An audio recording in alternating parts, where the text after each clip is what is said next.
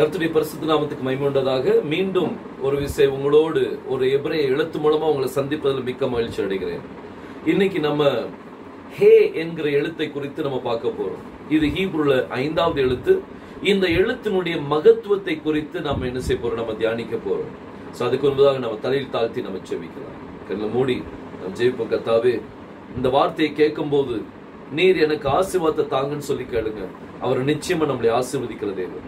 நாம் ஜெபிப்போம். ஸ்தோத்திரம் கர்த்தாவே, வானத்தையும் பூமியும் படைத்த எங்கள் எலோஹிம் தேவனே, எங்கள் எல்ஷாதாய் தேவனே, துதிக்கிறோம் அப்பா. யெகோஷுவா மேசியாவின் நாமத்தினாலே ஜெபிக்கிறேன். இந்த நேரத்தில் கர்த்தாவே, இந்த செய்தியை கேட்டுக்கொண்டிருக்கிற நம்முடைய அருமையான பிள்ளைகளை நீங்க ஆசீர்வதிக்கும்படியாக ஜெபிக்கிறேன். இது எங்களுடைய பலத்தினாலும் பராக்கிரமத்தினால ஒன்றுமல்ல, ஆனால் உங்களுடைய ஆவியினால் இது நடக்கும் அப்பா. நீங்க பிளஸ் பண்ணி தாங்க. எந்த ஊர்ல இருந்து கேட்டுக்கொண்டிருந்தாலும் தேவனை, எந்த தேசத்துல இருந்து கேட்டுக்கொண்டிருந்தாலும் இப்பொழுது அவங்க மேல உங்களுடைய கரம் இறங்கட்டும் அப்பா. உங்களுடைய காயப்பட்ட கரம் அவர்களை தொடும்படியாக ஜெபிக்கிறேன். ஆசீர்வதிங்க. இந்த செய்தியின் மூலமாக நீங்க அவங்களோடு பேசுங்கப்பா. இந்த எபிரேய எழுத்துக்களில் இருக்கிற மகத்துவங்களை அவங்க அறிந்து கொள்ள நீங்க உதவி செய்யுங்க. யெகோஷுவா மேசியா நாமத்தில் கேட்டுக்கொள்கிறேன், ஜீவனுள்ள நல்ல பிதாவே, ஆமென். கர்த்தர் நம்மளை ஆசீர்வதிப்பாராக. இன்னைக்கு நம்ம ஒரு எழுத்து குறித்து நம்ம பார்க்க போறோம். அதாவது 5வது எழுத்து குறித்து நம்ம பார்க்க போறோம். 5வது எழுத்த ஹீப்ருல 5வது எழுத்து வந்து ஹேன்னு சொல்லுவாங்க. இந்த ஹேங்கிற எழுத்தை இந்த மாதிரி என்ன செய்வாங்க, போடுவாங்க. இது வந்து 5வது எழுத்து. இந்த எழுத்தை குறித்து நம்ம என்ன செய்வோம், நம்ம தியானிக்க போகிறோம். இந்த எழுத்தை குறித்து நம்ம என்ன செய்ய போறோம், நம்ம தியானிக்க போறோம். இந்த எழுத்துல ஒரு ஹீப்ரு எழுத்தை நீங்க எடுத்தீங்க அப்படின்னா அந்த ஒரு எழுத்துக்கு நிறைய காரியங்கள் அதுக்குள்ள அடங்கி இருக்குது. அதுக்குள்ள தீர்க்க தரிசனங்கள் இருக்கு, ப்ராஃபஸி இருக்குது. ஒவ்வொரு எழுத்துக்குள்ளேயும் தீர்க்க தரிசனத்தை நீங்க பார்க்க முடியும். இந்த ஒவ்வொரு எழுத்துக்களும் கடைசி நாட்களை குறித்து அது என்ன செய்யும், பேசும். என் டைம் பற்றி அது பேசும். ஒரு எழுத்துக்குள்ள தீர்க்க தரிசனம் இருக்குது, கடைசி நாட்கள் நடக்கக்கூடிய காரியத்தை பேசும். இப்படி அநேக காரியங்கள் ஒவ்வொரு எழுத்துக்கள்லையும் இருக்குது. இதுல ஹே மட்டுமல்ல, எல்லா எழுத்துக்கள்லையும் இருக்குது. நம்ம இது ஹேல வந்து இதுதான் நம்ம முதல் பாகத்தை நம்ம என்ன செய்ய போறோம், பார்க்க போறோம். This is the first part. இந்த ஹேல அப்படி என்ன காரியம் இருக்கு, என்ன தீர்க்க தரிசனங்கள் அடங்கி இருக்குது, அதுல கர்த்தர் இந்த கடைசி நாட்கள்ல என்ன வைத்திருக்கிறார் அப்படிங்கறது குறித்து நம்ம தியானிக்க போறோம். பாருங்க, வாசிங்க. லூக்கா எழுதின சுவிசேஷம் அதுல 17ஆம் அதிகாரம் 28ஆம் வசனத்தில் வாசிக்கலாம். லோத்தினுடைய நாட்களில் நடந்தது போலவும் நடக்கும். ஜனங்கள் புசித்தார்கள், குடித்தார்கள், கொண்டார்கள், விற்றார்கள், நட்டார்கள், கட்டினார்கள். லோத்து சோதோமை விட்டு புறப்பட்ட நாளிலே வானத்திலிருந்து அக்னியும் கந்தகமும் வர்ஷித்து எல்லோரையும் அழித்து போட்டது. கர்த்தர் இந்த வசனத்தை ஆசீர்வதிப்பாராக.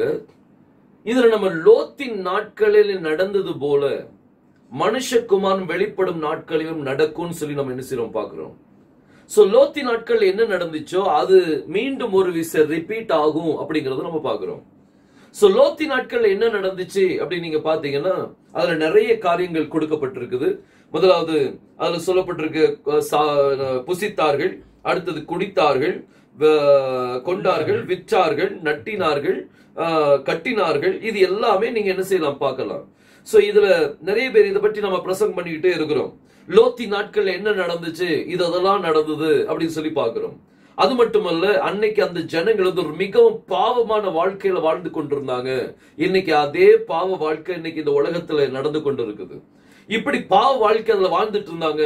சோ இந்த லோத்தி நாட்கள் நடந்தது போல இப்பவும் நடக்குது. அப்ப நம்ம கடைசி நாட்கள்ல வந்துட்டோம் அப்படிங்கிற ஒரு அறிகுறி நம்ம எல்லாத்துக்குமே தெரிஞ்ச ஒரு காரியம். ஆனா இதுல வேறொரு காரியத்தை நான் உங்க மத்தியில நான் இப்ப வைக்க போறேன். அதை நம்ம ஒரு நாள் நம்ம யோசிச்சிருக்க மாட்டோம். ஆனா இன்னைக்கு நான் உங்களை யோசிக்க வைக்கிறதுக்கு ஒரு சம்பவத்தை, இந்த ஹே வச்சு நான் ஒரு சம்பவத்தை உங்களுக்கு நான் சொல்ல போறேன். லோத்தின் நாட்கள்ல என்னென்ன காரியங்கள் நடந்துச்சு அப்படின்னு பாத்தீங்கன்னா, நம்ம லோத்தினுடைய காரியத்தை மட்டும் பேசுவோம். ஆபிரகாம் பற்றி நம்ம பேசுறது மாட்டோம். ஆபிரகாமும் லோத்தின் நாட்கள்ல இருந்ததுதான். அந்த லோத்தின் நாட்கள்ல ஆபிரகாமோடு என்ன சம்பவம் நடந்துச்சு? ஆபிரகாமை சந்திப்பதற்கு நீங்க ஆதியாகமம் 18ஆம் அதிகாரத்துக்கு போனீங்கன்னா, அதுல கர்த்தர் ஆபிரகாமை சந்திப்பதற்கு அங்க கர்த்தர் விசிட்டேஷன் கொடுக்கிறார். அவரே இறங்கி வர்றார். எலோஹிம் இறங்கி வர்றார். எலோஹிமும் 2 தூதர்களும் என்ன செய்யறாங்க? இறங்கி வர்றாங்க. இந்த ஹெவன்லி விசிட்டேஷன் இந்த நாட்கள்ல அநேகர் இதை என்ன செய்வாங்க? இந்த ஹெவன்லி விசிட்டேஷனுக்குள்ள கண்டிப்பா இருப்பாங்க. அவங்க நிறைய பேர் சொல்றது நீங்க கேட்டிருக்கலாம். நான் தூதனை பார்த்தேன் அப்படின்னு சொல்லி சொல்லுவாங்க. நான் தேவனை பார்த்தேன்னு சொல்லி சொல்லுவாங்க. இது இந்த கடைசி நாட்கள்ல எல்லா கிறிஸ்தவங்களுக்கும் இந்த அனுபவம் கண்டிப்பா வரணும். இந்த அனுபவத்துக்குள்ள நீங்க கண்டிப்பா இருப்பீங்க. ஏன் அப்படின்னா, லோத்தின் நாட்கள் நடந்தது போல மனுஷகுமாரன் வெளிப்படும் நாட்களிலும் நடக்கும். இது ரொம்ப முக்கியமான. இதுல ஒரு விசேஷமான ஒரு காரியம் என்னன்னா, 17ஆம் அதிகாரம் ஆதியாகமம் 17ஆம் அதிகாரம் 4ஆம் வசனமும் 5ஆம் வசனத்தை வாசிக்கலாம். நான் உன்னோட பண்ணுகிற என் உடன்படிக்கை என்னவென்றால், நீ திரளான ஜாதிகளுக்கு தகப்பனாவாய். இனி உன் பேர் ஆபிராம் எண்ணப்படாமல் நான் உன்னை திரளான ஜாதிகளுக்கு தகப்பனாக ஏற்படுத்தினபடியால் உன் பேர் ஆபிரகாம் என்னப்படும். உன் பேர் ஆபிரகாம் என்னப்படும் அப்படின்னு சொல்லி பார்க்கிறோம். இங்க அவனுடைய பேர், அவனுடைய ஒரிஜினல் பேர், ஆபிரகாமுடைய ஒரிஜினல் பேர் வந்து ஆபிராம். ஆபிராம் தான் அவனுடைய பேரு. ஆனா இப்போ கர்த்தர் இவனுடைய பேரை மாற்றா. பாருங்க, லோத்தி நாட்கள் நடந்தது போல இப்பவும் நடக்கும். லோத்தி நாட்கள் என்ன நடந்துச்சு? கர்த்தர் ஆபிரகாமுடைய பேரை மாற்றினார். கர்த்தர் ஆபிரகாமுடைய பேரை மாற்றும் போது இங்க அதுல ஒரே ஒரு எழுத்தை மட்டும்தான் அவர் வைக்கிறார். ஆபிரகாம் அப்படின்னு சொல்லி இந்த ஹெச் அப்படிங்கிற வார்த்தை ஆல்பபெட் அவர் என்ன செய்வார்? அங்க கொண்டு வருவார். ஆபிரகாம். ஆபிரகாம் இருந்தத இப்ப கர்த்தர் என்ன பேரை மாத்துறாராம்? ஆபிரகாம் அப்படின்னு சொல்லி மாத்துறார். இதுல எந்த எழுத்து உள்ள வருது? ஹே. இந்த ஹேங்கிற எழுத்து. இந்த ஆபிரகாம எபிரேய மொழியில எப்படி எழுதுவாங்கன்னா, அலெஃப், அடுத்தது பேத், அப்புறம் ரேஷ், அப்புறம் மெம் சோஃபித். இந்த 4 எழுத்து சேர்ந்ததுதான் என்னது? ஆபிரகாம். ஆனா ஆபிரகாம் அப்படின்னு சொல்லி மாத்தும் போது கர்த்தர் இவனுடைய பேர்ல இன்னொரு எழுத்தை என்ன செய்யறார்? கொண்டு வர்றார். அந்த எழுத்து தான் ஆல்பபெட் ஹே என்ன செய்யறார்? அவர் கொண்டு வர்றார். ஆபிரகாம் அப்படின்னு சொல்லி பார்க்கலாம் நீங்க. சோ இந்த 4 எழுத்தா இருந்த இந்த ஆபிரகாமுடைய பேரை இப்ப கர்த்தர் எத்தனை எழுத்தா மாத்திட்டாரு? 5 எழுத்தா என்ன செய்யற மாத்திரார். அதுல எந்த ஆல்பபெட்டை உள்ள வைக்கிறார்? ஹே அப்படிங்கிற எழுத்தை என்ன செய்யற உள்ள வைக்கிறார். இந்த ஹே லோத்தின் நாட்கள் நடந்தது போல மனுஷகுமார் வெளிப்படும் நாட்களையும் நடக்கும். அப்படின்னா அன்னைக்கு லோத்தினுடைய நாட்கள்ல ஆபிரகாமுக்குள்ள இந்த ஹேங்கிற ஆல்பபெட்டை கத்து கொண்டு வந்தார். அப்ப இப்பொழுதும் இந்த ஹேங்கிற ஆல்பபெட் இப்ப நம்மளுடைய வாழ்க்கையில வரணும். சிந்திச்சு பாருங்க. ஹீப்ருவ ஏன் படிக்கணும் அப்படின்னு நிறைய பேர் சொல்லுவாங்க. இந்த மாதிரி காரியங்களை புரியறதுக்கு தான் நம்ம படிக்க வேண்டியிருக்கு, வேற ஒண்ணும் இல்லை. நிறைய பேர் என்ன நினைப்பாங்கன்னா, நம்ம ஹீப்ரு நல்லா பேச படிச்சிடணும். பேச படிச்ச ஒரு பிரயோஜனம் இல்லை. நீங்க பேச பழகுனீங்க அப்படின்னா எபிரேய ஜனங்கள்ட்ட நீங்க பேசலாம், அவ்வளவுதான்.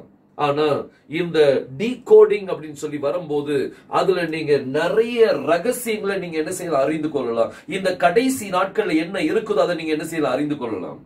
இந்த ஹேங்கிற ஆல்பபெட் ஒரு 5வது ஆல்பபெட் தான். இதுக்கு அர்த்தம் என்ன? ஹேக்கு அர்த்தம் என்னது? பிஹோல்ட். பிஹோல்ட் அப்படின்னா பார் அப்படின்னு சொல்லி என்ன செய்யுது? ஒரு மீனிங் உண்டு. பார். ஹேனா பார்ன்னு சொல்லி அர்த்தம்.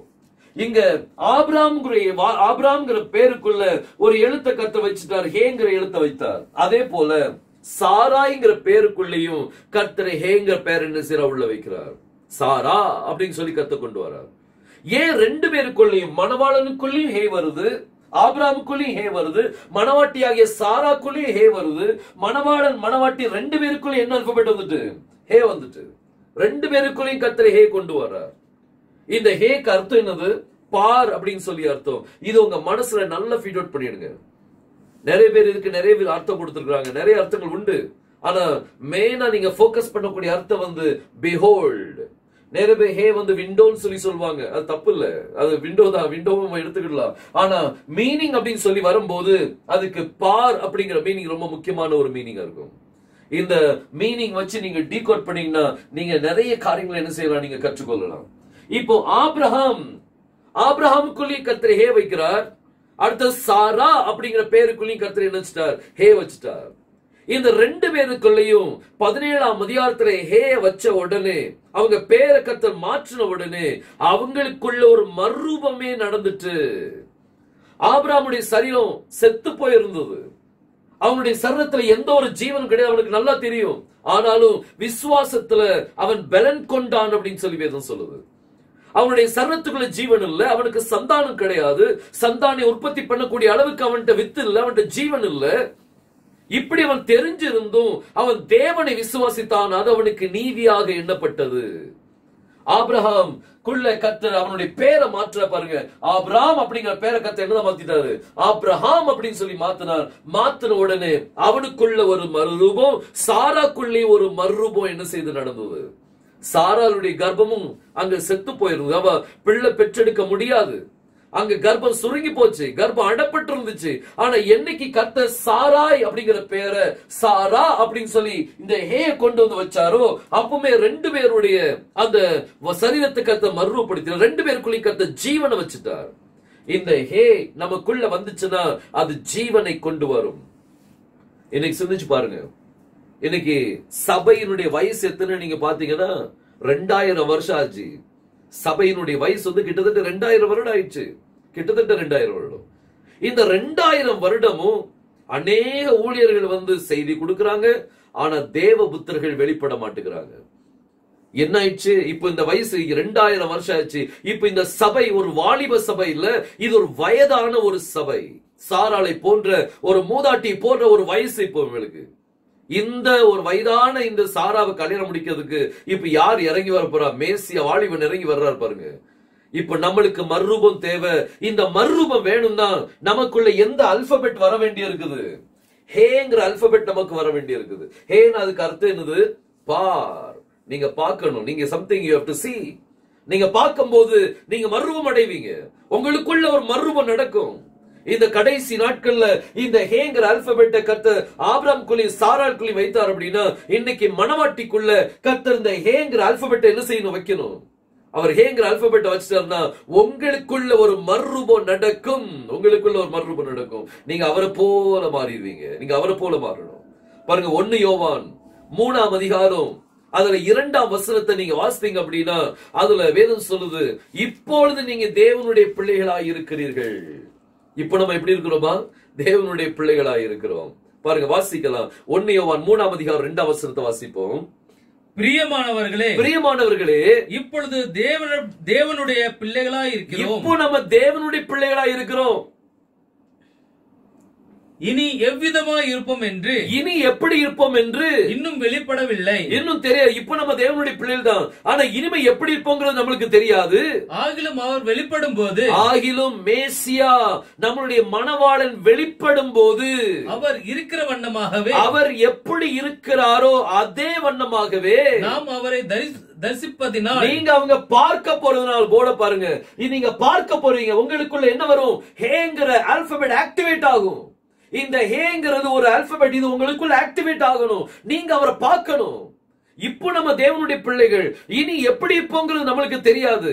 ஆகிலும் அவர் வெளிப்படும் போது, மேசியா வெளிப்படும் போது அவர் இருக்கிற வண்ணமாகவே நாம் அவரை தரிசிக்க போறதுனால், நாம் அவரை பார்க்க போறதினால், நாம் அவரை தரிசிப்பதினால் அவருக்கு ஒப்பாயிருப்போம் என்று, அவருக்கு ஒப்பாயிருப்போம். அவரை போலவே மாறிடுவோம். ஒரு டிரான்ஸ்பார்மேஷன் நடக்க போது உங்களுக்குள்ள. அந்த டிரான்ஸ்பார்மேஷன் நடக்கணும்னா நீங்க அவரை பார்க்கணும். உங்களுக்குள்ள இந்த ஹேங்கிற ஆல்பபெட் ஆக்டிவேட் ஆகணும். உங்களுக்குள்ள ஹே ஆக்டிவேட் ஆயிட்டுனா நீங்க அவரை பார்ப்பீங்க. அவரை பார்த்தீங்க அப்படின்னா அவரை போலவே மாறிடுவீங்க. you will be transformed like him. ஒருவேளை பாருங்க, சிந்திச்சு பாருங்க, இந்த ஹேக்குள்ள ஹேங்கிற ஆல்பபெட் என்ன வேலை செய்து பாருங்க. அது உங்களை மறுரூபப்படுத்தும். ஹேன்னு அதுக்கு அர்த்தம் என்னது? பார். நீங்க யாரை பார்த்தா மறுரூபம், யாரை பார்த்தாலும் மறுரூபம் ஆயிருவீங்க. நீங்க ஒரு சினிமா நடிகரை பார்த்தீங்கன்னா அவரை போலவே மறுரூபம் ஆயிருவீங்க. நீங்க அவங்கள போலவே ஆக்ட் பண்ண ஆரம்பிச்சிருவீங்க. நீங்க வேற யாராவது ஒரு நபரை நீங்க பாத்தீங்கன்னா அவங்களே நீங்க போக்கஸ் பண்ணி அவங்களே உங்க ரோல் மாடலை நீங்க வச்சிருந்தீங்கன்னா அவங்கள போலவே நீங்க பேச ஆரம்பிச்சிருவீங்க. அவங்கள போலவே நீங்க நடக்க ஆரம்பிச்சிருவீங்க. நம்மளுடைய ரோல் மாடல் அவரா இருக்கணும், மேசியாவா இருக்கணும். நீங்க அவரை பார்க்கும் போது நீங்க அவரை போல மாறிடுவீங்க.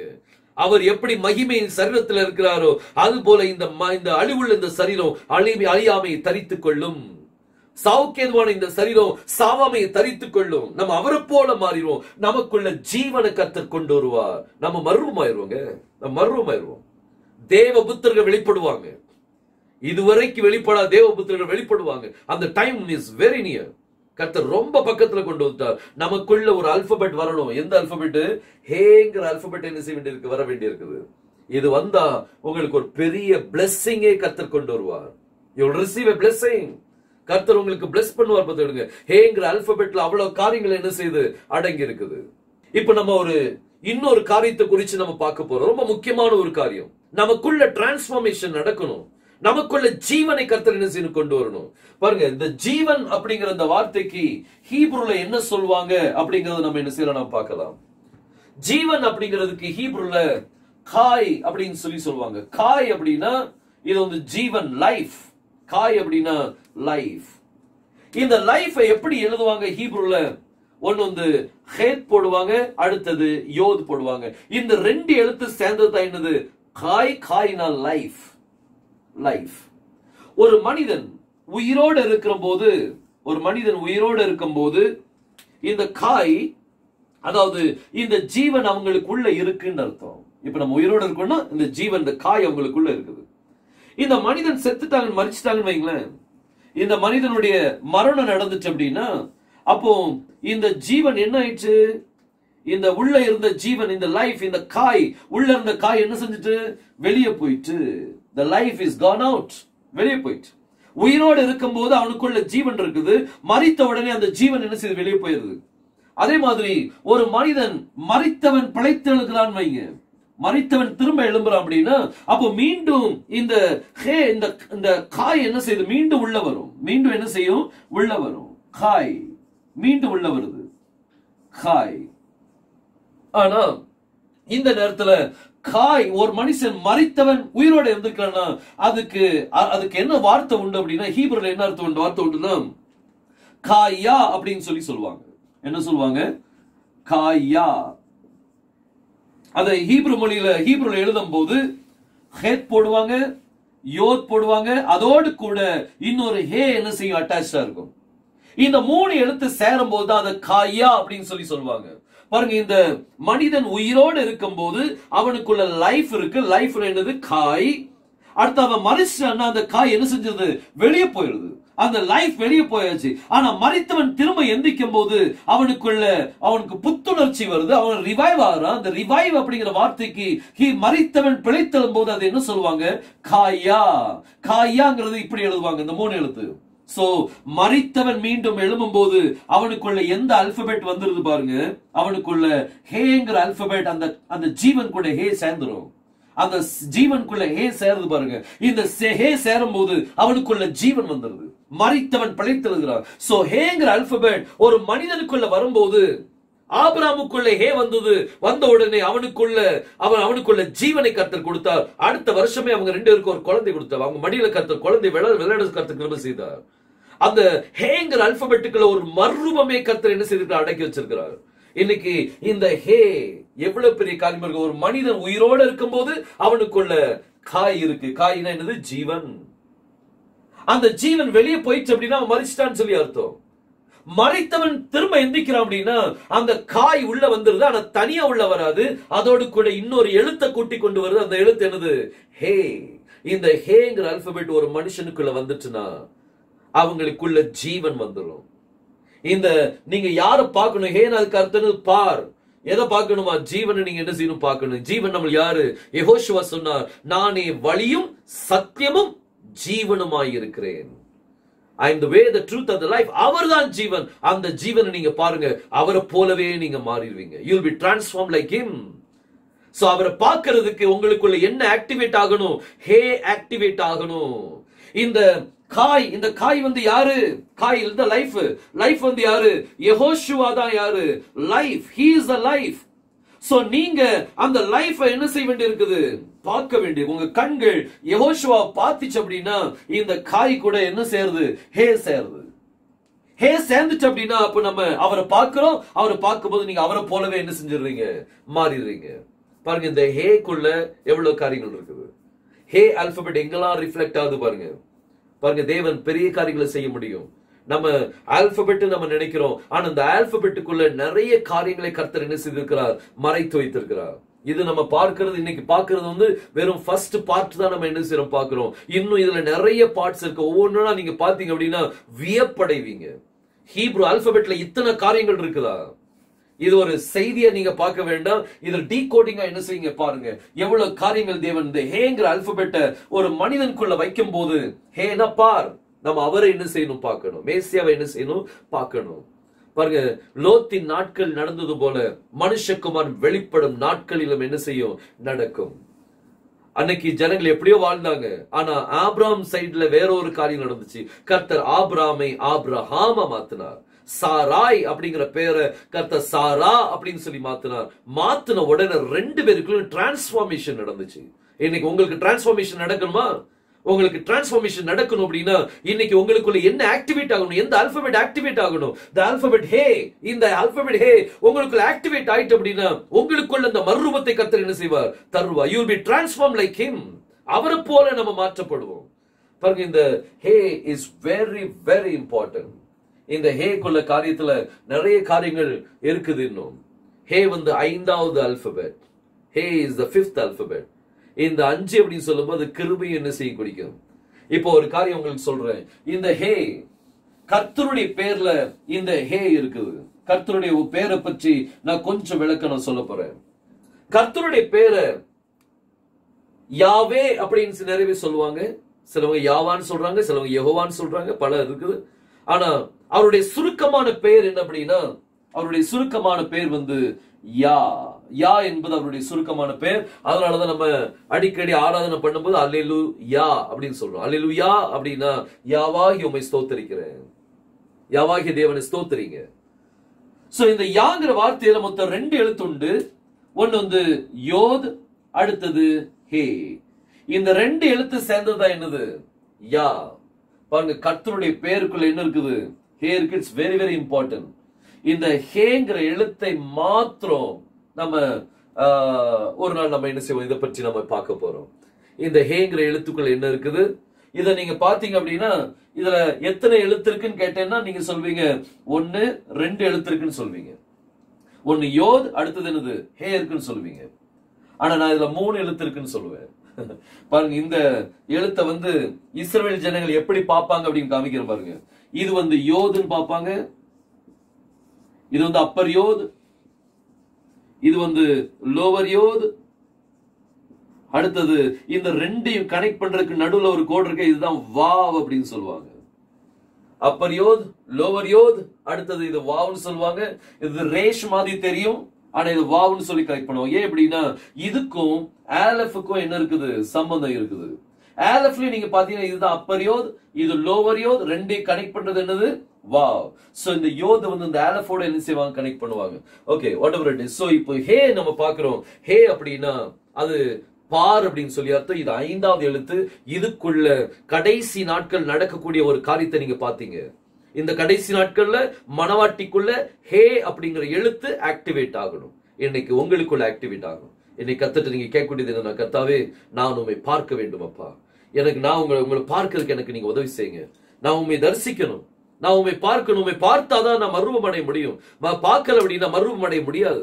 நம்ம கத்துட்டு கேட்கணும், கர்த்தாவே நான் உண்மை பார்க்க வாஞ்சியா இருக்கிறேன்ப்பா, நீங்க என்ன பிளஸ் பண்ணி தாங்கன்னு சொல்லி கேட்போமா. நாம் செபிக்கலாம். கண்ணில் மூடி நம்ம செபிப்போம். இந்த வசனத்துல இருந்து இந்த ஹே மூலமா நீங்க என்ன புரிஞ்சிட்டீங்க எனக்கு தெரியல, ஆனா தேவன் உங்களை மறுரூபப்படுத்த முடியும். உங்களுக்கு புரியல அப்படின்னா இன்னொரு தடவை நீங்க இந்த காரியங்கள்லாம் நீங்க போட்டு கேளுங்க. கர்த்தர் பெரிய காரியங்கள், பெரிய ஆசீர்வாதத்தை உங்களுக்கு கொடுக்க முடியும். ஹீப்ரு கர்த்தர் உங்களை ஆசீர்வாதம். நாம் செபிக்கலாம். கண்ணில் மூடி நம்ம செபிப்போம். ஸ்தோத்திரம் கர்த்தாவே, வானத்தையும் பூமியும் படைத்த எங்கள் எலோஹிம் தேவனே, எங்கள் எல்ஷடாய் தேவனே துதிக்கிறோம் அப்பா. வாசிக்கப்பட்ட தேவனே, நாங்கள் தியானிச்ச இந்த வசனத்துக்காக நன்றி, இந்த எழுத்துக்காக நன்றி கர்த்தாவே. தேவனே, உம்முடைய எபிரேய மொழியில இருக்கிற இந்த காரியங்கள் எவ்வளவு மகத்துவமா இருக்கு கர்த்தாவே. எல்லாம் உண்மை வெளிப்படுத்தி காமிக்குது. இந்த கடைசி நாள்ல நடக்கக்கூடிய காரியங்களை வெளிப்படுத்தி காமிக்குது. ஒரு தீர்க்க தரிசனமே உள்ள அடங்கி இருக்குதப்பா. அதுக்காக உமக்கு நன்றி. ஒவ்வொரு எழுத்துக்களிலும் இருக்கிற மறைபொருள்களை நீங்க எங்களுக்கு வெளிப்படுத்தி தாங்க. அதை நாங்கள் தேவனை அறிந்து, அதை உணர்ந்து, தேவனை அதை அதன்படி கர்த்தாவே அந்த காரியத்தை நாங்கள் கிரகித்துக் கொள்ள எங்களுக்கு உதவி செய்ய முடியாக ஜெபிக்கிறேன். இதை கேட்ட, இந்த செய்தி கேட்ட ஒவ்வொரு பிள்ளைகளையும் மறுரூபப்படுத்தித்தார். அவர்களுக்குள்ள ஒரு ஆக்டிவேஷன் வரட்டும் அப்பா. தேவனே, நானும் கர்த்தரை பார்க்க வேண்டும் என்கிற அந்த உணர்வு அவர்களுக்குள் வரத்தக்க நீ கிருபை செய்யும். அந்த உணர்வை நீங்க தூண்டி விடும்படியாக ஜெபிக்கிறேன். ஹே என்கிற ஆல்பபெட் அவங்களுக்குள்ள ஆக்டிவேட் ஆகட்டும் அப்பா. நான் மேசியாவை பார்க்க வேண்டும், அவரை போல நான் மாறுவதற்கு நான் அவரை பார்க்க வேண்டும் என்கிற அந்த உணர்வு அவர்களுக்குள் வரத்தக்க நீ கிருபை செய்யுங்க. ஆசீர்வதிங்கப்பா. தேவைகள் அனைத்தும் சந்திக்கப்படட்டும். யெகோஷுவா மேசியா நாமத்தில் கேட்டுக்கொள்கிறேன், ஜீவனுள்ள நல்ல பிதாவே. ஆமென், ஆமென். கர்த்தர் நம்மளை ஆசீர்வதிப்பாராக.